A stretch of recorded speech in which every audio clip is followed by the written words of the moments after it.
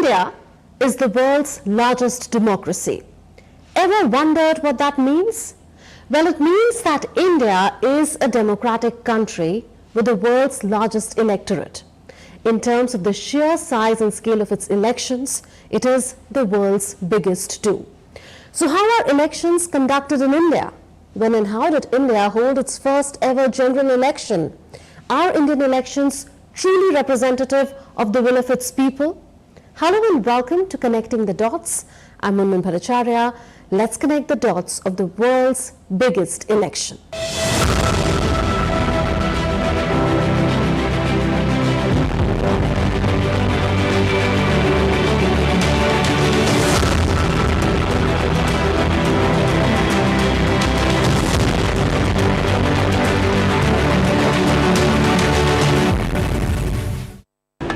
India is a land rich in culture, history and diversity.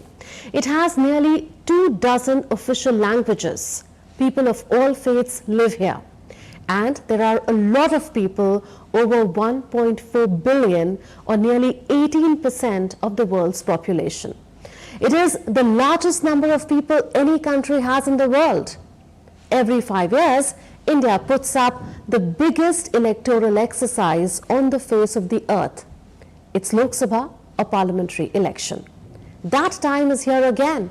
We'll do it in 7 phases, as was done last time. 7 phases. Phase 1 will start from 20th March notification, 5 days from now. And last date of withdrawal would be 30th March and date of poll would be 19th of April. In the upcoming 2024 parliamentary elections, 970 million Indians 18 years and older will be eligible to vote. That's more ballots than the last 7 US presidential polls put together, or more than the population of all European countries combined. See for yourself how the electorate in India compares with that of some other large countries. Simply put, India has the largest electorate in the world. Soon, thousands of candidates will be trying their luck for the 543 seats up for grabs in India's House of the People, or Lok Sabha. So let's break down the numbers and see what this means in terms of representation of people. On average, each Indian MP who will be elected now will represent 1.7 million electors. Compare that to the UK. Its House of Commons, the Indian equivalent of Lok Sabha, has 650 seats. This means that each MP in the UK represents nearly 62,000 electors. If you see India's map, you see 28 states and 8 union territories. The 543 Lok Sabha seats up for grabs are divided across these states and federal territories. The bigger the state, the more seats it has in Lok Sabha. For instance, Uttar Pradesh. It is India's most populous state with 257 million people. It has 80 constituencies, the highest any Indian state has. And the population of this Indian state is more than that of Brazil. So given such incredible numbers, how is such a massive election logistically organized? Enter the Election Commission of India. Under India's constitution, this independent body has the power to supervise, direct, control and conduct elections. While elections were held in India even in the Vedic times, its first ever parliamentary election after independence was in 1951-52. That's almost 75 years back. The Election Commission of India conducted it. It was only 1 year old then. Even then, it was the largest democratic exercise conducted anywhere in the world. Every adult Indian citizen, regardless of gender, class, caste, religion, race, occupation, wealth, or level of literacy, was eligible to vote from the first election itself. Do you know that while the US took 144 years to give equal voting rights to women, UK took nearly a century, and Switzerland gave women the right to vote in some cantons as recently as 1974. Indian women got the right to vote in 1947 itself, the year it got independence from British colonial rule. So India has been more progressive than these developed countries we mentioned in this regard. Now India has moved a step further. Its parliament has passed a law to reserve 33% seats for women in Lok Sabha and state legislative assemblies. That means more political power in the hands of women. Conducting an election in such a geographically diverse country needs a lot of prepping up. So election arrangements begin a year or two in advance. A lot of work needs to be accomplished, such as updating the electoral rolls, preparing 5.5 million electronic voting machines, and deploying polling and security staff on election duty, to name a few. Setting up polling stations across the country is in itself a gigantic exercise. Why is that needed? Well, that's because before people can cast their votes, the election needs to come to them. Polling stations need to be set up wherever people live. According to election guidelines, there must be a polling station no farther than 2 kilometers of every voter. That means every Indian citizen needs to be within 2 kilometers of a polling station. So from the snow-clad Himalayas to the beach towns of Kerala and islands in the Indian Ocean, from the deserts of Rajasthan to the hills of Arunachal Pradesh and all that lies in between, polling teams fan out everywhere. Getting voting machines close to every voter is a big logistical challenge. This is an incredibly ambitious goal, but they pull it off each time. Listen to this. Wherever it takes, they will walk an extra mile so that voters don't have to. पहाड़ के बर्फ में भी जाएंगे, जंगल में भी जाएंगे, नदी में भी जाएंगे, घोड़े पर भी जाएंगे, घाट के ब्रिज पर भी जाएंगे, हेलीकॉप्टर से भी जाएंगे, हाथी से भी जाएंगे, बर्फ में भी चलेंगे, म्यूल से भी जाएंगे. सिर्फ हर जगह पहुंचेंगे इसलिए ताकि वोटर अपना वोट दे सके. Do you know that a polling booth is set up in the middle of the dense isolated Gir forest in Gujarat in every election so that the sole voter there gets to vote? That's not all. In 2019, election workers traveled 482 kilometers over 4 days across winding mountain roads and river valleys to set up a polling booth for one voter in the northeastern state of Arunachal Pradesh. They also set up a voting booth at 15,256 feet in a village in the northern state of Himachal Pradesh, making it the highest polling station in the world.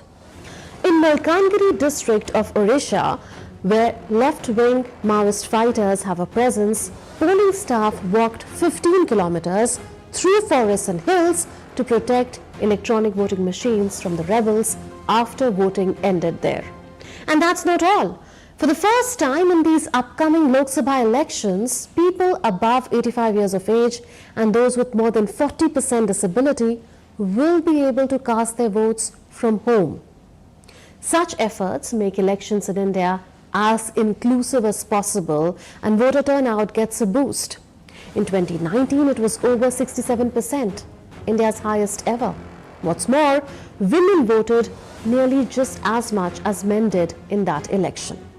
In India, there is no single election day.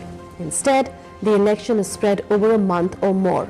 Like the upcoming election, we'll see voting in multiple phases across almost 1.5 months. A mammoth exercise like this comes with its share of challenges, but the Election Commission goes to great lengths to ensure a free and fair election.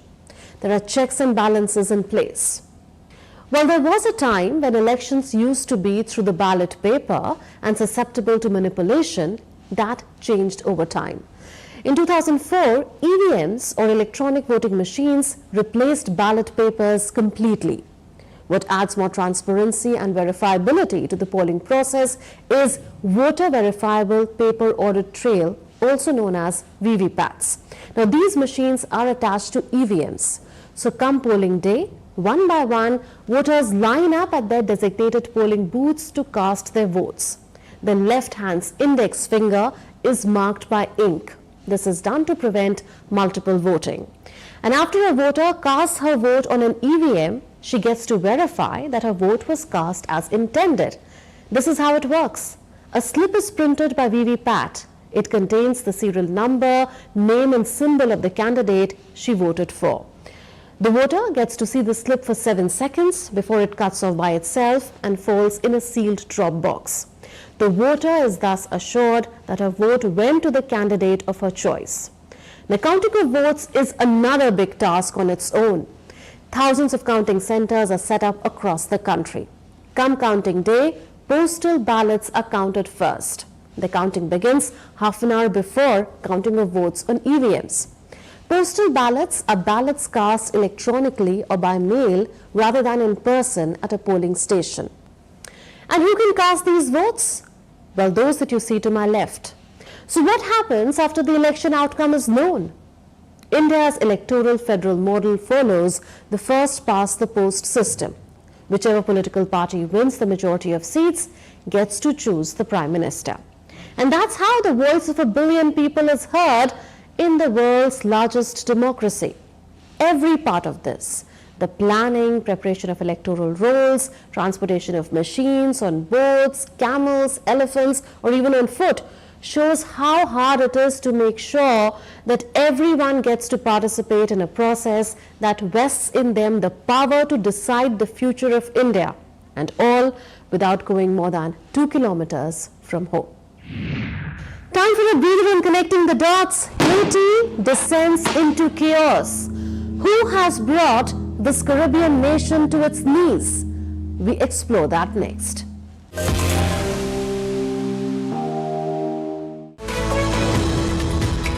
We just don't bring you the news as it unfolds. We get to the heart of the matter. We don't just present facts, we demystify complex social, political and economic events. We break stories that shape the world's present and future because you deserve the truth. I am Tanvi Taneja from New Delhi. I'm Ollie Barrett from London. I'm Nick Harper from Washington, D.C.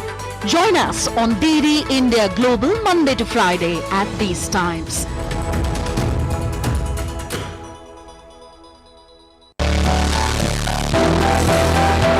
Turning crisis into opportunity, transforming ideas into action, stories of real change, tales of sustainable solution. This series is going to tell stories of such changemakers. Watch Changemakers on DD India.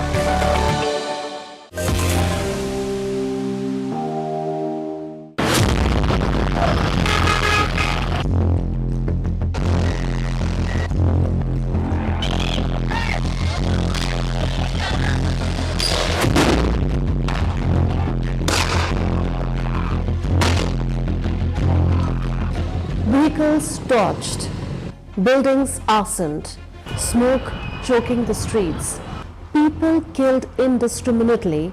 That's Haiti today, where humanity is in despair.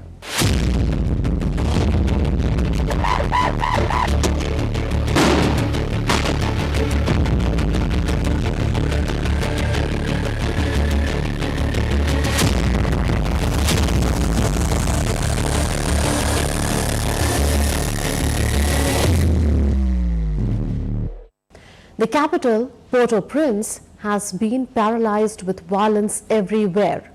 Gangs rule the streets, leaving a trail of destruction in their wake. Hospitals, schools, businesses are all shut down. Even the airport is closed. People are fleeing the city, desperate for safety. In a sign of worsening conditions, countries are evacuating their citizens. They have withdrawn their embassy staff. Armed groups have taken control of roads and other vital arteries around the country. This in turn has limited supplies of essentials. People are struggling to meet the basic needs due to critical shortages and skyrocketing prices. The cost of essentials like drinking water is up 50%. Gang members have looted or destroyed civilian homes, leaving many without shelter. So on one side there is violence, on the other there is hunger. The United Nations estimates that more than 360,000 people are internally displaced in Haiti. Listen to this man. He's Jimmy Cherizia, alias Barbecue. Haiti's feared gang leader and by many accounts, Haiti's most powerful man too. If Ariel Henry doesn't step down, the country will suffer a genocide. If the international community continues to support Ariel Henry, they will lead us directly into a civil war that will end in genocide. The international community, especially the United States, Canada, France, and the core group, will be responsible for all the people who die in Haiti. He is a former cop who has now brought Haiti to its knees. In 2020, Cherizia brought together 9 capital area gangs. He then announced the creation of a gang alliance called G9 Family and Allies. Jimmy Cherizia faces sanctions from both the UN and the US. Haiti's gangs have now pushed out the Prime Minister, Ariel Henry. His resignation was one of their key demands. He was leading the country on an interim basis after President Jovenel Moise's assassination. He was never elected. He kept postponing elections, saying security had to be restored first. There has been no election in the country since 2016, and when he announced his resignation, he was not in Haiti, but in Puerto Rico. That's because he wasn't allowed back in Haiti after leaving in late January for Guyana and Kenya. In Kenya, he had signed a deal on the deployment of an international security force to help tackle violence. Henry said he would resign once a transitional presidential council is created. He submitted his resignation to the Caribbean Community Regional Bloc CARICOM after it held an emergency meeting on Haiti's future. After the Council of Ministers, it's been agreed to set up a presidential transitional council. Once chosen, the council will govern over different sectors of national life. Haiti wants peace and stability. Haiti needs sustainable development. Haiti needs to rebuild democratic institutions. With Henry out, Kenya paused its deployment of police officers to lead the international security mission in Haiti that we told you about. Now, the United States is looking to expedite the deployment of a UN-backed multinational security support mission to Haiti. It's the whole question of security in Haiti, because moving forward on a political transition and getting to elections, being able to provide humanitarian assistance to get it to people who need it, as well as helping the economy develop, none of that happens if there is profound insecurity, which is what we've seen now with the gangs taking over parts of the capital city, Port-au-Prince, challenging the airport, challenging the ports, etc. However, the US admits there are challenges. The violence isn't new to Haiti. It was never as grim as this. So how do things escalate? Well, Haiti's present crisis can be traced directly to then-President Jovenel Moise's assassination in July 2021. That created a power vacuum. Gangs and armed groups filled this vacuum. Since the end of February, armed gangs have attacked public institutions. Police stations, seaports and the international airport were not spared. The armed groups stormed the country's 2 main prisons. 4,000 inmates escaped. These inmates in turn joined the gangs. The already struggling government tried to regain control by declaring a 72-hour state of emergency with a nighttime curfew, but these measures proved ineffective as their authority had already crumbled. Across the border, thousands of Haitians are desperately seeking refuge in the Dominican Republic, but the situation there is tense too. Dominican authorities are keeping a watchful eye on the border. The border is sealed with a metal fence topped with razor wire. Haiti has a long history of armed groups acting as political henchmen. Politicians have used them for various purposes, from silencing opponents to manipulating elections.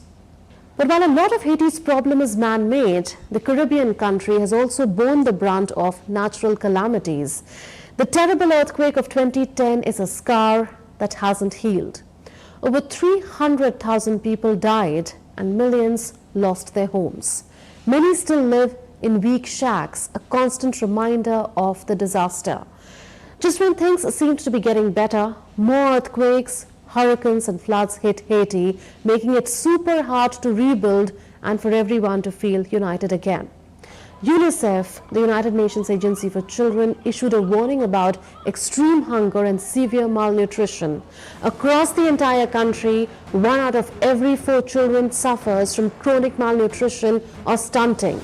So how has Haiti got to this point of anarchy? Let's go back into history. It was 1492 when explorer Christopher Columbus landed this Caribbean island. He called it Hispaniola. The island was claimed by Spain. Before this Spanish conquest, the island had been inhabited by indigenous Taino. In modern day, the island is shared by Haiti and the Dominican Republic. In 1697, Spain ceded the western part of Hispaniola to France, and this became Haiti. Fueled by Haitian slave labor, Europe's sugar, coffee, indigo and cotton industries boomed by 1767. Haiti accounted for 1/3 of the transatlantic slave trade. Inspired by the French Revolution, the enslaved Africans who worked at those plantations revolted in 1791. What followed was a 13-year-long bloodbath. Then, on January 1, 1804, Haiti declared independence. It became the first black republic and abolished slavery. This was inspiring. But independence came at a crippling cost. The newly formed nation then had to pay reparations to France, that is compensation for former slave owners. France demanded a staggering sum of 150 million gold francs from Haiti in exchange for recognizing its independence. Faced with this pressure, Haiti was forced to accept and borrow the money from a French bank at high interest rates. Over the next 122 years, Haiti funneled the equivalent of 20 to 30 billion US dollars in today's currency value to France. It was spending about 80% of its national budget on loan repayments. So instead of making roads, schools and hospitals, Haiti was paying debt. And what role did the United States have, if any, in the Caribbean nation? The United States intervened in Haiti in 1950 with a military occupation that lasted for nearly 2 decades. The US also gained control of Haiti's finances during this period. Since then, the United States has maintained a significant influence over Haitian politics. Many believe that the emergence of powerful gangs and the resulting chaos stem from 1995. This was the year when John Bertrand Aristide, Haiti's former president, returned to power with the backing of US troops. In between, the gangs grew into criminal organizations, profiting from drugs, weapons and exploitation of Haiti's most vulnerable populations. With Henri stepping down, it's anyone's guess what the gangs want next. They might just want power, but who knows? So what's the road ahead? The United States and other external forces are attempting to broker the transition. However, Haiti's history is marked by recurring crises, punctuated by fleeting moments of hope and stability. The question remains, will this be a genuine turning point for Haiti, or simply another chapter in a frustrating cycle of failure? Only time will tell. Well, that's all in this edition of Connecting the Dots. We'll see you next week with more raging issues that touch our lives and imagination. Goodbye for now from all of us in the Delhi newsroom. Take care and stay safe.